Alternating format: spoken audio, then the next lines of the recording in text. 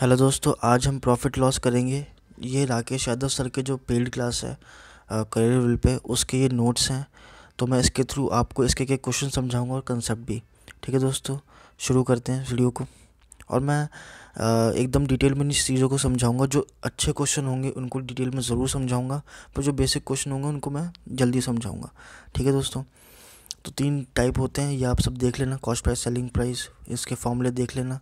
एक तो ये फॉर्मूला है, ये फॉर्मूला, ये फॉर्मूला, ये सारे फॉर्मूले आप देख लेना। ठीक है दोस्तों, और एक ये फॉर्मूला, ये बहुत इंपॉर्टेंट फॉर्मूला है दोस्तों। ये आपके बहुत काम आने वाला है CP/MP का रेशियो निकालने के लिए, जहाँ पर D% डिस्काउंट है और P% प्रॉफिट है। ठीक है दोस्तों, तो पहला क्वेश्चन कर लेते हैं।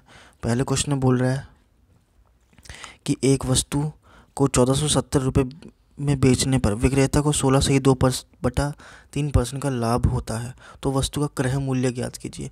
क्रय मूल्य मतलब कॉस्ट प्राइस ज्ञात कीजिए। ठीक है दोस्तों, तो इसका रेशियो निकाल लेंगे। क्या होता है, 1/6, CP मान लेंगे 6 और प्रॉफिट मान लेंगे 1 का, SP 7 की वैल्यू हमें कितनी दे रखी है, जो 1470 रुपये। तो इसके थ्रू हम CP निकाल लेंगे। अगला क्वेश्चन करते हैं दोस्तों। एक व्यक्ति किसी सामान को 8 1/3% लाभ पर बेचता है। यदि वस्तु का विक्रय मूल्य 65,780 है, तो क्रय मूल्य ज्ञात कीजिए। कॉस्ट प्राइस वापस पूछ लिया है और विक्रय मूल्य दे रखा है, मतलब सेलिंग प्राइस दे रखा है 65,780। वापस से दोस्तों 1/12, 8 से ही 1/3% का रेशियो होता है। CP 12 मान लिया इसने, SP 13 हो जाएगा आपका। 13 की वैल्यू ये दे रखी है, CP निकाल लेंगे, कोई दिक्कत नहीं है इसमें। अब अगला क्वेश्चन करते हैं दोस्तों। एक दुकानदार किसी वस्तु को विक्रय मूल्य मतलब सेलिंग प्राइस के 16 से ही 2/3% लाभ पर बेचता है। मतलब SP के 16 से ही 2/3% लाभ पे बेचता है। CP पे लाभ नहीं बोला, इस पे SP पे प्रॉफिट बोला। ये बहुत ट्रिकी चीज़ हो जाती है किसी किसी बच्चों के लिए कि SP पे प्रॉफिट पूछा है, तो वो ध्यान देने वाली बात है। तो दुकानदार का वास्तविक लाभ क्या होगा, तो दोस्तों इसमें SP पे लाभ पूछा है। ठीक है, तो 16 से ही 2/3% का फ्रैक्शन सबसे पहले निकालेंगे, 1/6 होता है। अब उसने बोला है 16 से ही 2/3% SP पे लाभ होता है, मतलब विक्रय मूल्य पे लाभ होता है। तो ये चीज़ हम SP मान लेंगे। सॉरी दोस्तों, तो SP मान लेंगे 6 और SP पे कितने का लाभ हुआ है, 1 का। SP मान लेंगे 6, SP पे को 1 का लाभ हुआ है, कब, CP पे, पर SP पे प्रॉफिट बोला है। तो हम इसको +1 करके 7 नहीं करेंगे दोस्तों। 6 + 1 7 नहीं होगा, क्योंकि SP तो हमें पता है 6 है। तो प्रॉफिट क्या होगा, 1 कम होगा। प्रॉफिट हुआ तो 1 कम ही होगा, तो CP आपका 5 आ जाएगा। अभी पूछ रहा है कि CP पे क्या लाभ होगा, तो CP पे लाभ होगा 1/5, जो कि 20% होता है। ठीक है दोस्तों, बाकी अगला क्वेश्चन करते हैं दोस्तों। एक व्यक्ति किसी वस्तु को विक्रय मूल्य की SP की 25% हानि पर बेचता है। मतलब SP है ये दोस्तों, SP की 25% हानि, मतलब SP पे लॉस हो रहा है, उस पे बेच रहा है वो। तो व्यक्ति का वास्तविक हानि प्रतिशत ज्ञात करना है हमें। वापस दोस्तों 25% का हम रेशियो निकाल लेंगे, 1/4।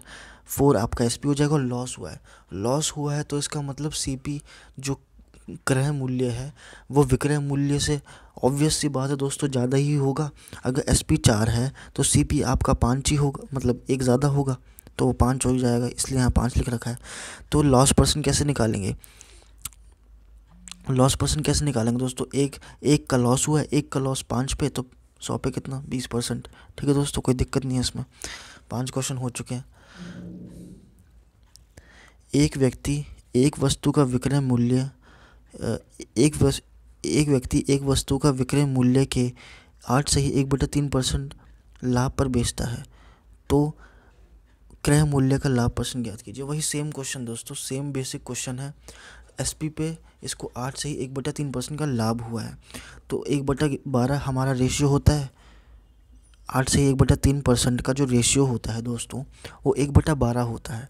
ठीक है, अभी तक रट जाना चाहिए आपको, 1/12, 8 से 1/3% 1/12 रेशियो होता है। तो SP कितना हो गया, 12। अब 12 SP है, ठीक है, और लाभ उसको SP पे हुआ है, SP पे लाभ हुआ है, तो 11 होगा वो।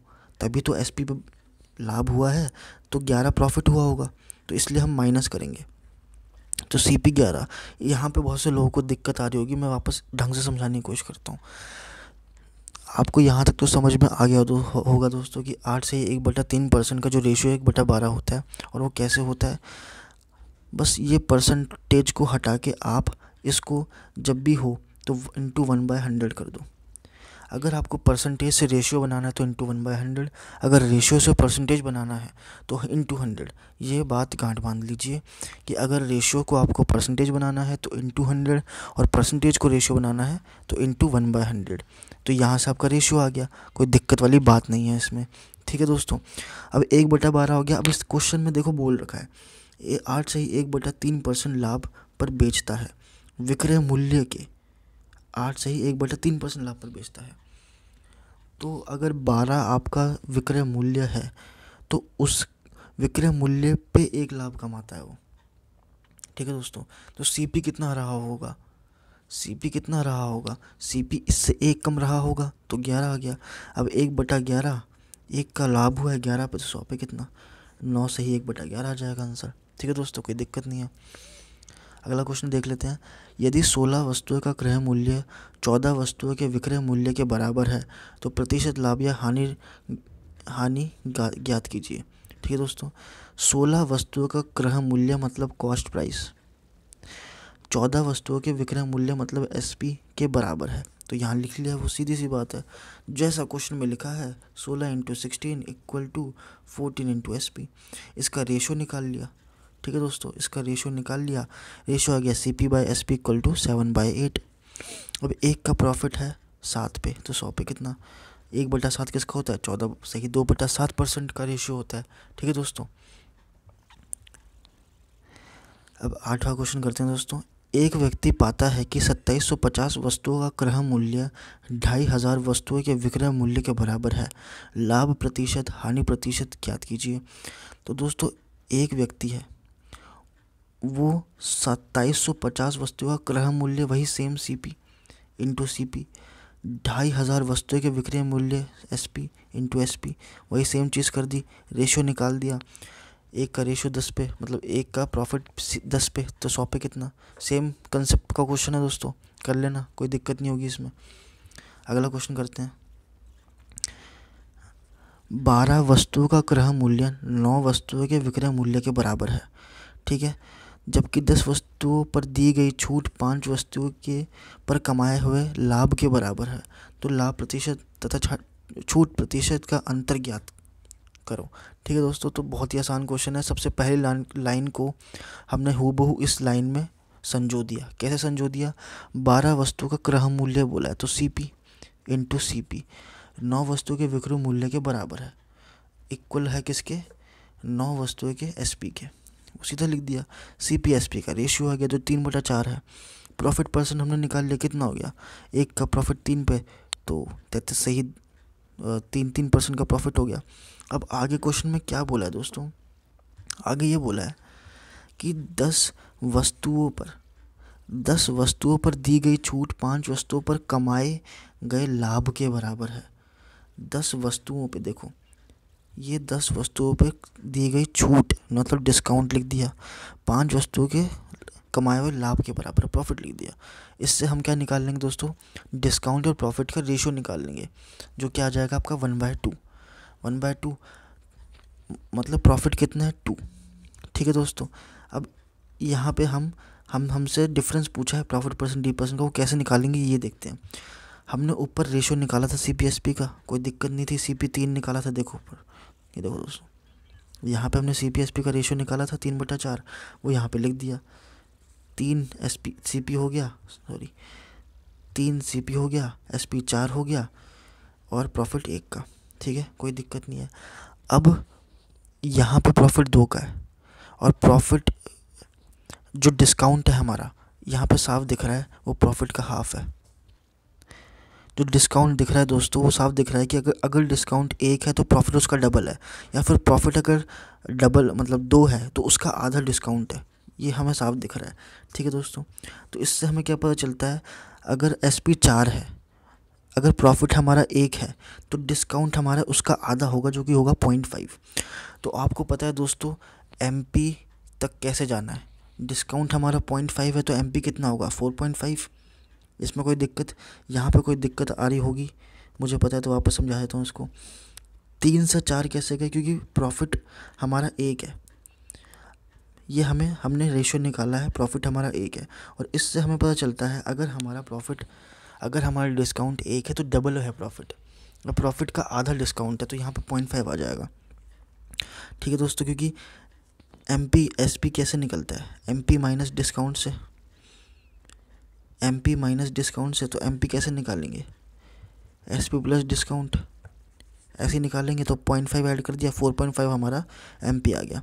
ठीक है दोस्तों, तो हम यहाँ से अब क्या निकाल सकते हैं, डिस्काउंट परसेंट। कैसे निकाल सकते हैं, D बटा MP इंटू 100 हमारा डिस्काउंट परसेंट का फॉर्मूला होता है, जो यहाँ लगा दिया है। 0.5 डिस्काउंट हो गया, 4.5 हमारा MP हो गया इंटू 100, तो डिस्काउंट परसेंटेज आ जाएगा दोस्तों 11.11%। प्रॉफिट परसेंट हमने पहले निकाला था 33.33, माइनस कर देंगे कितना आ जाएगा 22, सही 22.22% हमारा फाइनल आंसर आ जाएगा। और यही हमसे सवाल में पूछा था। अगला क्वेश्चन करते हैं दोस्तों। अगला क्वेश्चन भी दोस्तों सेम यही है, देख लो, सेम यही है कि 12 वस्तुओं का क्रय मूल्य 9 वस्तुओं के विक्रय मूल्य के बराबर है। तो 12 इंटू CP, इसका रेशियो निकाल दिया इसने, 3/4 आ गया। आगे वही सेम चीज़ बोली है, 8 वस्तुओं पर दी गई छूट 6 वस्तुओं के कमाए गए लाभ के बराबर है। तो वही same D into 8 equal to P into 6, इसका रेशियो निकाल दिया।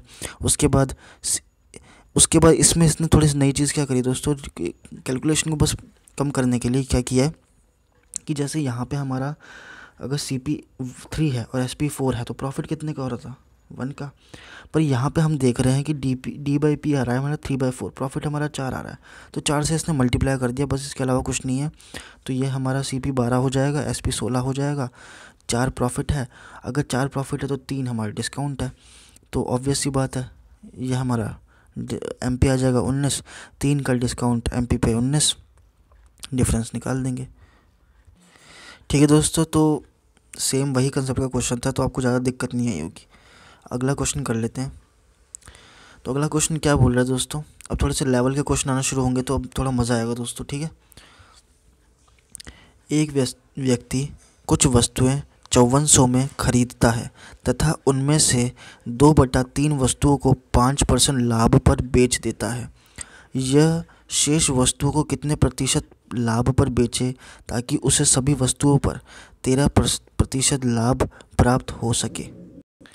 दोस्तों ये क्वेश्चन बहुत अच्छा है, मतलब इसको मोस्ट मार्क कर लेना, मोस्ट इम्पॉर्टेंट क्वेश्चन है ये।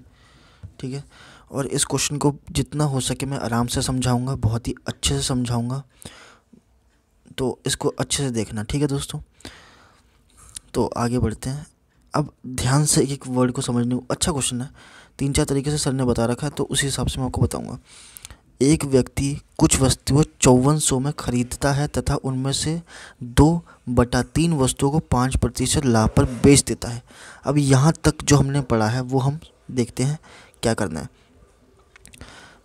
पहला मेथड है दोस्तों ये, तो 5400 में वो टोटल चीज़ें खरीदता है, वो कितनी खरीदता है वो नहीं बता रखा, पर उसने ये बता रखा है कि उसका 2/3 वो 5% लाभ पे बेच देता है।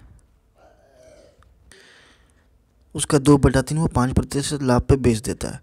तो अगर हम 5400 को टोटल मान लेते हैं CP, ये टोटल CP हो गई हमारी, टोटल CP हो गई। ठीक है, तो उसका 2/3 वो बेच रहा है, तो उसका 2/3 कितना होगा, 3600 रुपये होगा, 3600 रुपये CP होगा, जिसको 5% उस 3600 रुपये पे वो 5% प्रॉफिट उठा रहा है। तो कितना लाभ उठा रहा है, तो अगर 3600 का हम 5% निकालेंगे तो 180 रुपये आएगा, कोई दिक्कत नहीं है इसमें।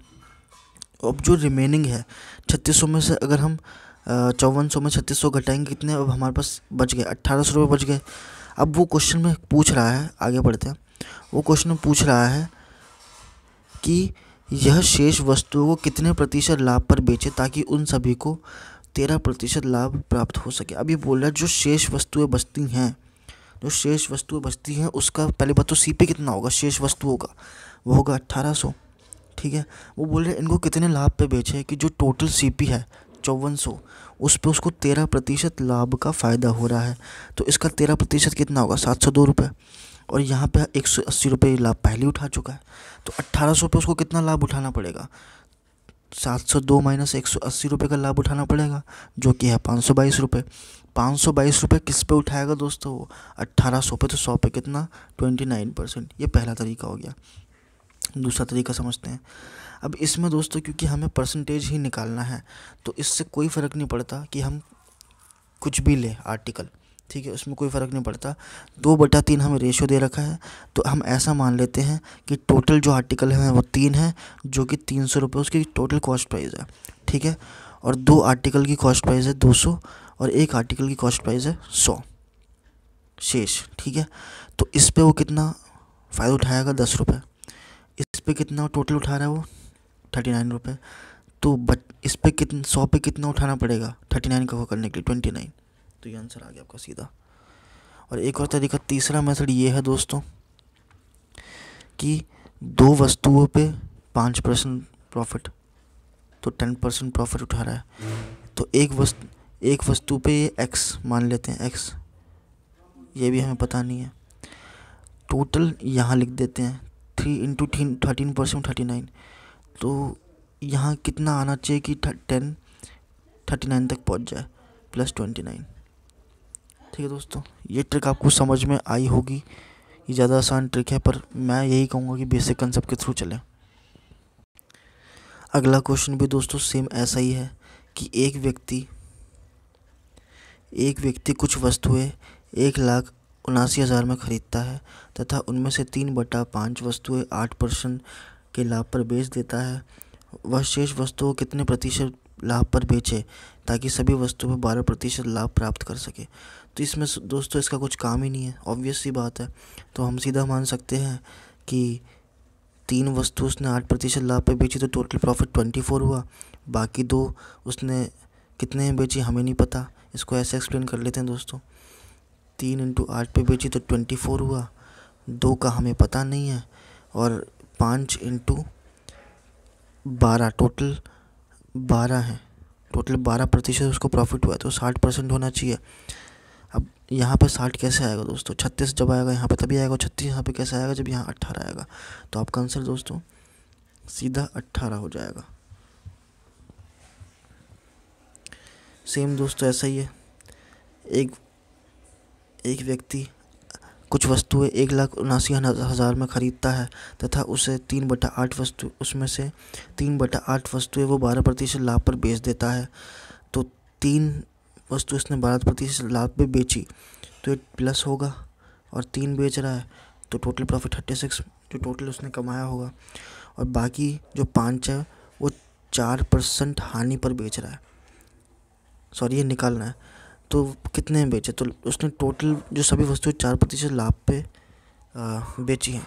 तो जो टोटल वस्तुएं कितनी थी दोस्तों 8 को 4% लाभ पे बेच रहा है, तो टोटल लाभ कितना है 32, और यहाँ पे 36 है। तो यहाँ 32 कैसा है, जब यहाँ -4 था तभी आएगा दोस्तों, है ना। तो ये यहाँ पे थोड़ी सी इन्होंने मिस्टेक कर रखी है दोस्तों, यहाँ पर -4 नहीं होगा, यहाँ 0.8 होगा, वो भी माइनस का, तभी यहाँ पे -4 आ पाएगा। ठीक है दोस्तों, तो उसको -0.8 का नुकसान झेलना पड़ेगा बाकी 5 वस्तुओं पे, तब जाके वो 4% का टोटल प्रॉफिट कमा पाएगा। ठीक है दोस्तों।